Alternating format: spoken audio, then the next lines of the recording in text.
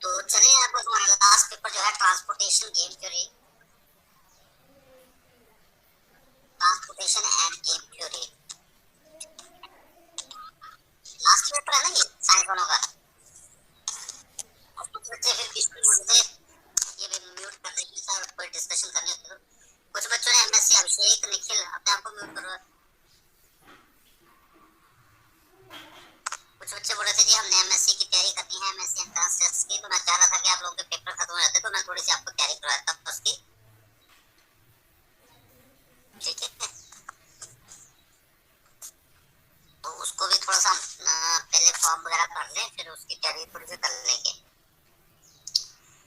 दिव्यांशी चले transportation end game theory, लगभग सारे कॉलेजेस में ये बुक पढ़ी जा रही है और इजी बुक है, मतलब ये स्कोरिंग बुक है। अभी तक अगर आपको लगता है कि किसी पेपर में आपके नंबर कम आ रहे हैं या कुछ प्रॉब्लम है, तो मुझे लगता है इस बुक में आप उसको बैकअप कर सकते हो, उसको मतलब बैलेंस कर सकते हो।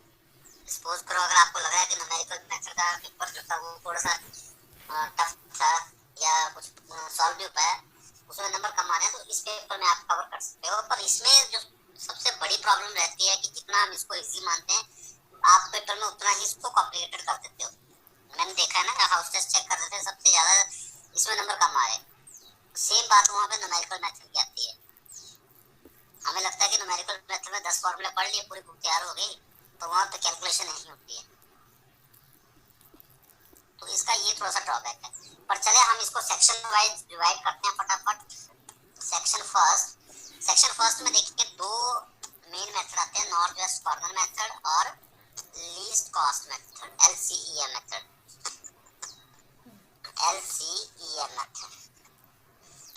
अब क्योंकि मैंने पहले बोले कि इजी है और इसमें आपको ज्यादा भी नहीं पढ़ना है, और देखिए दो ही मेथड बुक में है, नॉर्थ वेस्ट कॉर्नर मेथड और लीस्ट कॉस्ट मेथड, और आपको दो ही क्वेश्चन आते हैं। तो ये बड़ा क्लियर है, एक बड़ा क्लियर मैसेज है कि आप इनमें से एक भी मेथड अगर ढंग से पढ़ लो, वैसे तो दोनों ही पढ़ लो, कोई दिक्कत ही नहीं है उसमें, पर जो नहीं पढ़ सकते कम से कम एक मेथड तो पढ़ लें, तो उसके लिए 13.5 नंबर उसी में आ जाएंगे। इसमें थ्योरी भी क्या आती है, थ्योरी भी यही आती है कि नॉर्थ वेस्ट कॉर्नर मेथड क्या है जी, एक्सप्लेन करो। क्वेश्चन भी प्रॉब्लम को सॉल्व करने का आता है, ठीक है, या फिर बेसिक फिजिकल सॉल्यूशन। तो ये दो मेथड हैं सेक्शन फर्स्ट में। सेक्शन सेकंड हमारा और भी छोटा हो गया, एक ही मेथड है, वोगल्स अप्रोक्सीमेशन मेथड। इसमें एक ही मेथड है, वोगल अप्रोक्सीमेशन मेथड। हाँ, कई बार इसके साथ वो ऑप्टिमम सॉल्यूशन मोदी मेथड वाला क्वेश्चन डालता है, तो वो मोदी मेथड वैसे मैं तो बार बार बोलता हूँ कि सिलेबस में नहीं है, पर वो डाल देते हैं, तो इसलिए इसको हम कवर कर लेंगे। पर 100% गारंटी है कि इसका ही क्वेश्चन बनेगा, वोगल मेथड का क्वेश्चन कंप्लीट बनेगा। मोदी मेथड नहीं भी करेंगे कोई दिक्कत नहीं है, क्योंकि जब सिलेबस में नहीं है तो no need to calculate. Vogel method को आप ढंग से पढ़ लें। अब आती बात थर्ड सेक्शन की। थर्ड सेक्शन देखिए उससे इजी आ गया, असाइनमेंट प्रॉब्लम, सिर्फ एक और एक टॉपिक, असाइनमेंट प्रॉब्लम। अब असाइनमेंट किसी भी टाइप की होगी, किसी भी टाइप के असाइनमेंट। सेक्शन फर्स्ट में देखिए दो मेन मेथड आते हैं, नॉर्थ वेस्ट कॉर्नर मेथड और least cost method, LCEM method.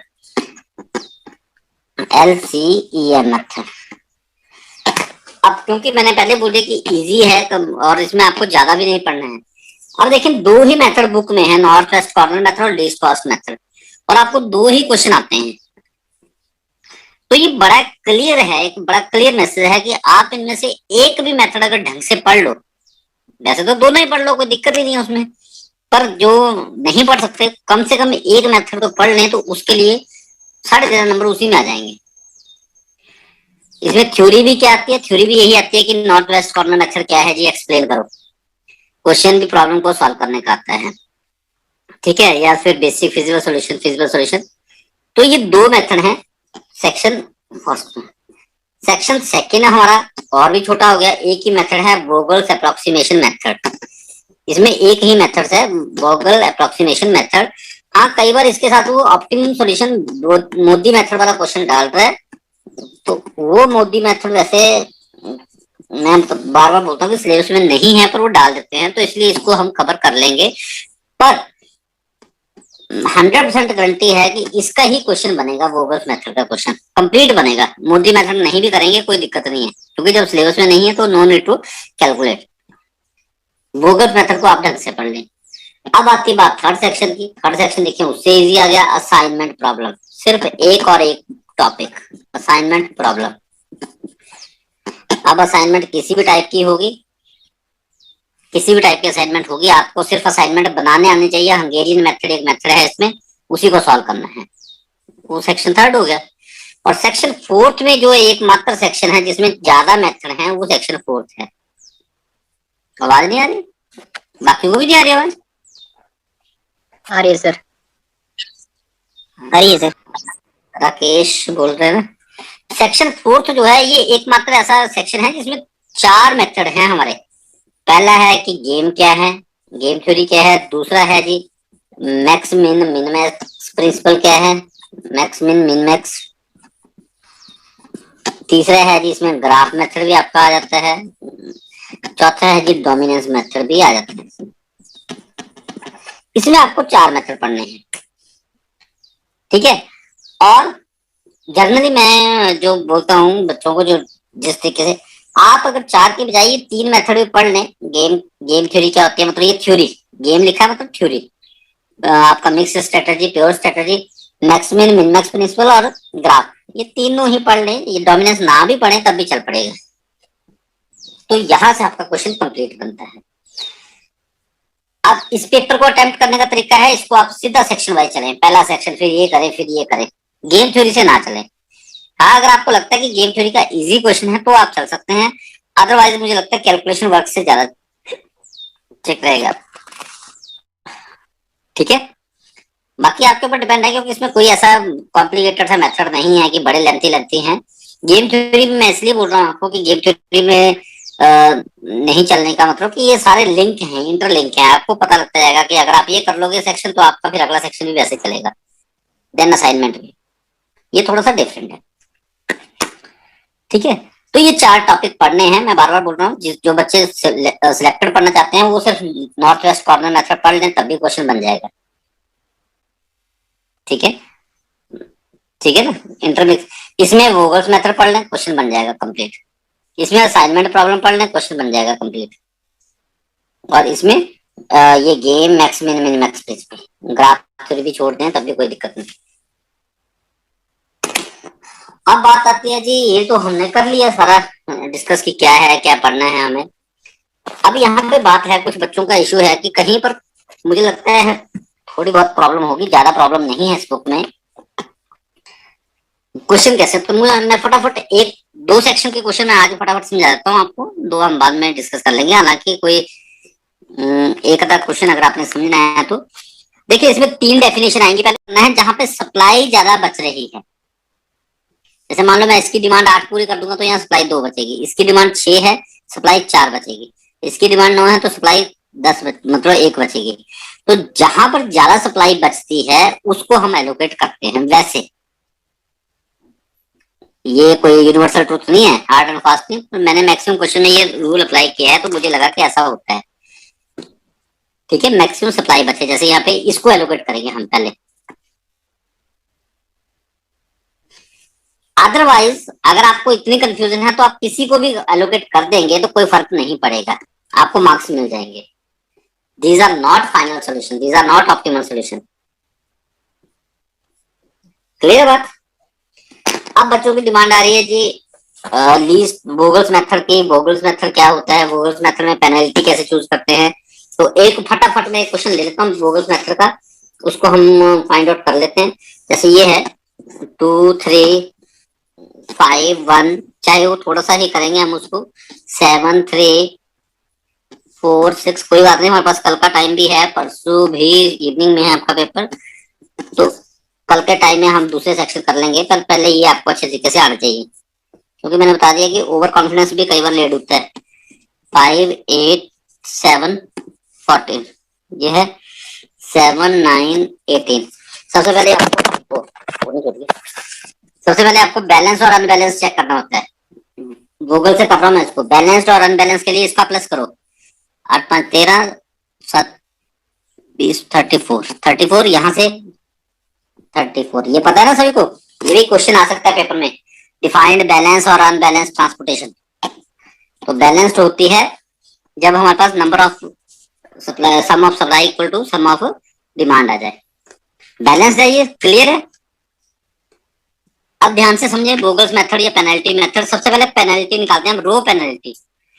Row penalty में क्या करते हैं, सबसे छोटा एलिमेंट और उससे बड़ा एलिमेंट, पूरी रो में सबसे छोटा और उससे नेक्स्ट बड़ा एलिमेंट जो है उनका डिफरेंस निकालते हैं।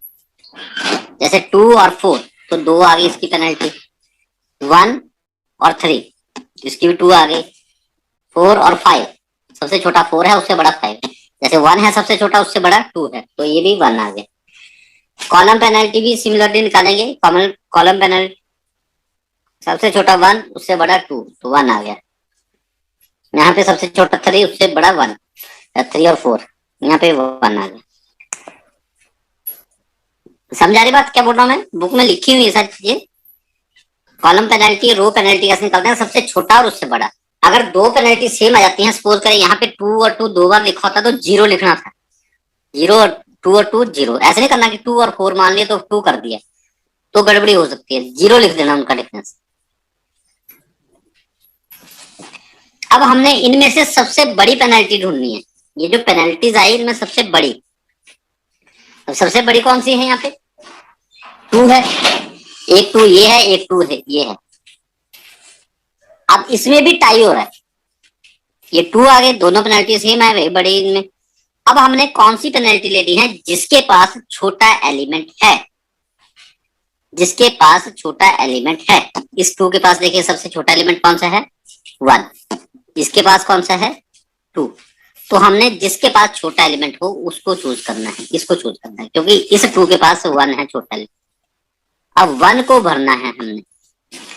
1 की डिमांड है 14, सप्लाई है 14, नहीं यहाँ डिमांड होता है ना, यहाँ डिमांड और यहाँ पे सप्लाई। 1 की डिमांड है 18, सप्लाई है 8, तो हम इसको मैक्सिमम 8 ही दे सकते हैं। जितनी सप्लाई आ रही है उतना ही दे सकते हैं, बाकी तो नहीं कर सकते।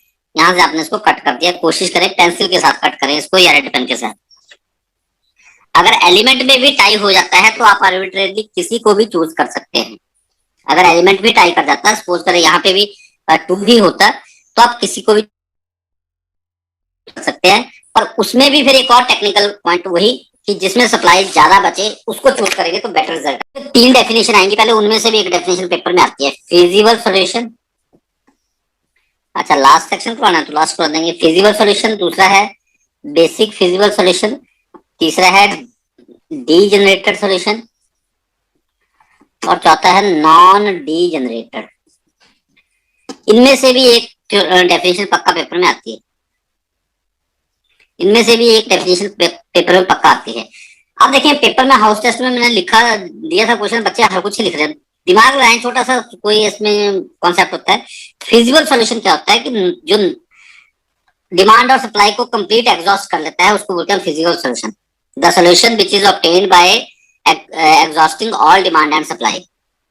ठीक है, या मतलब the allocation which satisfy demand and supply is called feasible solution. Basic feasible solution क्या होता है कि द सॉल्यूशन व्हेन या number of allocation is equal to m plus n minus 1, row plus column minus 1। इसके बराबर अगर number of allocation आ जाती हैं जो मैट्रिक्स है उसको हम बेसिक फिजिबल सॉल्यूशन बोलते हैं। ठीक है, डीजेनरेटेड सॉल्यूशन क्या होता है? डीजेनरेटेड सॉल्यूशन के बारे में हमने कई बार बोला है कि अगर तो इसके बराबर आ जाता है तो नंबर ऑफ एलोकेशंस तो बेसिक हुआ, अगर बराबर नहीं आता है, कम रहता है, तो डीजेनरेटेड, उसको डीजेनरेटेड बोलते हैं। जब ये सॉल्यूशन जो नंबर ऑफ एलोकेशन, इतनी सी बात है इसमें, number of allocations less than रहती है m प्लस n माइनस 1 से। बस इन चारों में अगर आपने कंपैरिजन कर लिया तो डेफिनेटली आपके 2 या 4 नंबर पक्के हैं, 2-2 नंबर के क्वेश्चन इसमें आते हैं। फिजिबल सॉल्यूशन मींस पहला सॉल्यूशन, इनिशियल सॉल्यूशन जो पहली बार आपका आता है जिसमें आप डिमांड और सप्लाई को खत्म कर देते हो। बेसिक फिजिबल कि जब आपके पास जो सॉल्यूशन नंबर ऑफ एलोकेशन आते हैं वो इसके बराबर आ जाए। डीजेनरेटेड जब नंबर ऑफ एलोकेशन कम आ जाए, ज्यादा तो आ ही नहीं सकती, अगर ज्यादा आ रही है तो आप बदलते हैं तो कोई सॉल्यूशन नहीं। नॉन डीजेनरेटेड मतलब जब वो बराबर आ जाए। उसके बाद हमारे पास ऑप्टिमल सोल्यूशन होता है। ऑप्टिमल सोल्यूशन होता है जो एग्जैक्ट सोल्यूशन है, उसको ऑप्टिमल सोल्यूशन बोलते हैं। ठीक है, मतलब जो आपको क्वेश्चन अगर उसने पूछा मैक्सिमाइज प्रॉफिट तो मैक्सिमम आ जाए, मिनिमम मिनिमाइज प्रॉफिट तो मिनिमाइज आ जाए, उसको हम ऑप्टिमल सोल्यूशन बोलते हैं। इसकी मैथमेटिकल फॉर्मुलेशन भी पढ़ के जाए भाई, पेपर में आ सकती है। Right mathematical formulation of transportation, तो मैथमेटिकल फॉर्मुलेशन बुक में की हुई है, वो समीशन वाली लगा के summation X I J equal to A I, इस तरीके से याद रखना है। अब नॉर्थ वेस्ट कॉर्नर मेथड सभी को आता है ना, क्योंकि ज्यादातर बच्चे लास्ट सेक्शन की डिमांड कर रहे हैं, तो लास्ट सेक्शन करवाओ फिर। नॉर्थ वेस्ट कॉर्नर मेथड आता है, वोगल्स मेथड भी आता है आप लोगों को, वोगल्स मेथड भी आता है। हाँ तो फिर टाइम वेस्ट नहीं करेंगे, जिसको एक्स्ट्रा पूछना होगा वो मेरे से पूछ ले। कुल्लू वाले बच्चे जो है उनको आता है वोगल्स, लीस्ट कॉस्ट, ये सारे आते हैं। उज्जवल हंगेरियन मेथड, अच्छा ठीक है, ठीक है। बैलेंस्ड और देखिए लीस्ट कॉस्ट मेथड में पहले, ठीक है, डाउट क्लियर कर लेते हैं। लीस्ट कॉस्ट मेथड नाम से क्लियर है कि सबसे छोटी कॉस्ट को हम लेते हैं, फिर उसमें डिमांड और सप्लाई को करते हैं। ठीक है, यहाँ पे एक टाई का केस रहता है, असाइनमेंट करवा दूंगा। टाई का केस रहता है जब आपके पास, स्पेशली जब आपके पास डमी रो या कॉलम ऐड हो जाते हैं, जब आपके पास टाई हो जाता है 0 0 0, अब आप किसको देंगे वैल्यू, है ना। तो ये मैंने बताया हुआ है कि हम किसको वैल्यू देते हैं जब हमारे पास, जहां पे हमारे पास ज्यादा सप्लाई बचती है, डिमांड कंप्लीट करने के बाद जहां सप्लाई ज्यादा बचेगी उसको हम एलोकेट करते हैं। अदरवाइज आप किसी को भी एलोकेट कर देंगे कोई फर्क नहीं पड़ेगा आंसर में, सॉरी फर्क पड़ेगा पर आपको नंबर नहीं कटेंगे। These are not basic. Rakesh आपका माइक नहीं होगा ऑन बेटा, बाकियों को तो आ रही है आवाज। मेरी बात समझ गए, इसको लेके बच्चे काफी कंफ्यूज हो रहे हैं। जैसे सपोज करें यहाँ पर भी 0 है, यहाँ पर भी 0 है, यहाँ पर भी 0 है, आपने किसको एलोकेट करना है। टेक्निकली बोलते हैं, टेक्निकली क्या होता है, जैसे मान लो यहाँ पे सप्लाई 10 है, यहाँ पे डिमांड 8 है, यहाँ पे डिमांड 6 है, यहाँ पे डिमांड 9 है, ज्यादा बचे उसको चूज करेंगे तो बेटर रिजल्ट आएंगे। ठीक है, आर्बिट्रेरली मैं बोल रहा हूँ, किसी को भी चूज कर सकते हो, पर अगर आपने बेटर रिजल्ट लेना है तो जैसे यहाँ पे भी 2 होता है, यहाँ पर भी 2 है, तो किसके पास सप्लाई ज्यादा बच रही है वो वाला उठाना है। Got it. चल, उसके बाद ये खत्म हो गया, अब इसका काम खत्म हो गया, अब इसको हम कंसिडर ही नहीं करेंगे, अब पेनल्टी 2 निकालेंगे।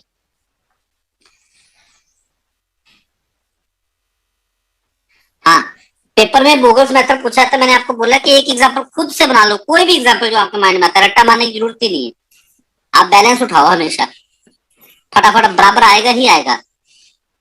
ठीक है, कोई भी एग्जांपल उठा लेना। चले, अब इसकी पेनल्टी क्या है 2, ये डैश, क्योंकि ये खत्म हो गया। जहां पे एक और सर्कल लग गया है वहां पे पेनल्टी नहीं निकलेगी। 5 और 4 के बीच में 1, 1 और 2 के बीच में 1, फिर एक आधा आधा कर पूरा क्वेश्चन, फिर देखते हैं कि फिर अगली 1। अब इसमें 2 आ रही है, पता ना 2 कैसे आ रही है, 4 और 6 है, यहाँ पे 2 और 4 है, यहाँ पे 2। अब देखिए 2 3 बार टाई कर रहा है, 3 बार टाई कर रहा है ना, 1 2 3। अब यहाँ पर कंफ्यूजन होगी। अच्छा, इस 2 के पास सबसे छोटा एलिमेंट देख लो कौन सा है, इस 2 के पास 4 है जी, इस 2 के पास 2 है, इस 2 के पास 2 है। अब देखो ये जो किसी ने क्वेश्चन पूछा था, देखो यहाँ पे आ गई ना बात। अब आपके पास 2 2 है यहाँ पे, एक 2 ये है, एक 2 ये है, जिनके पास छोटा एलिमेंट है। अब मैं क्या बता रहा हूँ कि आप आर्बिट्रेरली किसी को भी चूज कर ले, ठीक है, तो जो भी आपको ठीक लगता है। जैसे इस 2 को मैं अगर चूज करता हूँ, इस 2 के पास डिमांड है 7, सप्लाई है 5, मतलब इसकी सप्लाई बचेगी नहीं। इस 2 के पास देखो 18 14, तो इसके पास भी सप्लाई बचेगी नहीं। अच्छा 10 नहीं है, सप्लाई बच रही है यहाँ पे 4, तो आप इसको भी दे सकते हो, इसको चूज कर ले, किसी को भी आप यहाँ पे चूज कर लें जो भी आपको ठीक लगता है। मैंने मान लो इसको चूज कर लिया, तो मैं यहाँ पे इसको 10 एलोकेट कर सकता हूँ, मेरे पास यहाँ पे 4 बचेंगे।